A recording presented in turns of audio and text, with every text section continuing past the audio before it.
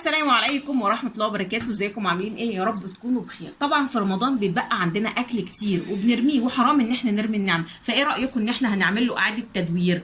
ده كان ديك كبير، يعني ده كان ديك وزن 7 كيلو واتبقى منه حاجات كتير، وحرام ان انا ارميه. وفي نفس الوقت انا لو حطيت الحاجات دي قدام العيال مش هترضى تاكل، فانا فكرت ان انا هعمل له اعادة تدوير. ماشي، هنعمل له اعادة تدوير بقى ازاي؟ انا عندي هنا بصل وطماطم وفلفل حامي وفلفل بارد. لو انت مش حابه تحطي فلفل خالص ما تحطيش. ماشي، هنحط عليه كل الحاجات دي، وهحط له، هو طبعا الديك ده كان متبهر وهو كان مندي يعني. فطبعا عليه بهارات، البهارات بتاعته، بس انا هحط له هنا بهارات معلقه صغيره كده ومعلقه ملح صغيره برضو، والكلام ده كله هحطه على النار، على نار هاديه جدا. انت مش هتفصصي يعني اللي باقي من الفراخ، انت مش هتفصصيه ولا اي حاجه، هتحطيه زي ما هو بحاله كده زي ما هو، وهنحطه على نار هاديه لحد ما يستوي تماما. هتلقي العظم ده اصلا طلع لوحده، هيبقى سهل عليكي بدل ما تقعدي تفصصيه. لا، العظم ده هتشوفيه بعد ما يستوي هيبقى عامل ازاي. هنحطه بقى على النار، هنهدي عليه النار خالص، ونرجع اوريه لكم بقى عامل ازاي.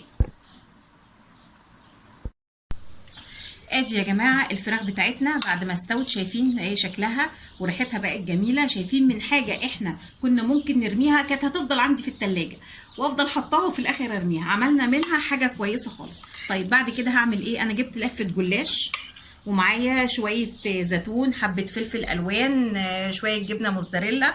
هعمل ايه بقى؟ هفرد كده الجلاش، بسم الله الرحمن الرحيم، واحط كده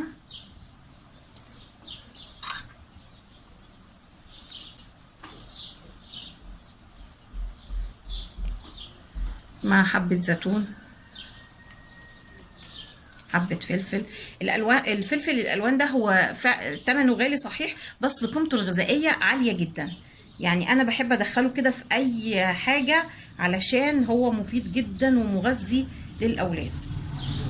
ونبتدي بقى إيه، نلف، بسم الله الرحمن الرحيم.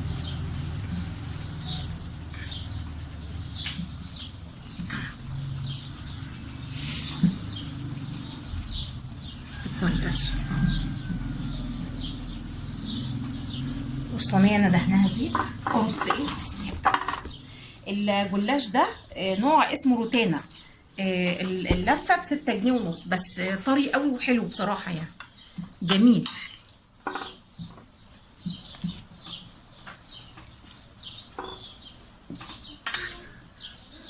نعمل تدوير لاي حاجه عندنا يا جماعه، قعدنا نعملها اعاده تدوير، لان حرام يعني ان احنا نرمي النعمه، حرام.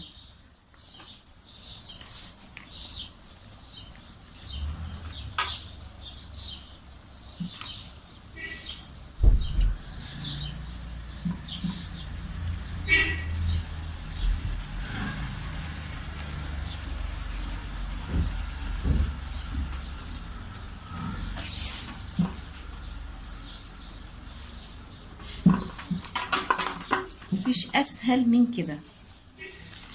افضل بقى ايه لحد ما اخلص كميه الحشوات اللي معايا دي اسهل. العظم بقى انا ما خليتش العظم بيطلع بكل سهوله لما خلاص كده خلصت. ادهنه بقى سمنه خفيف كده، مش كتير، خفيف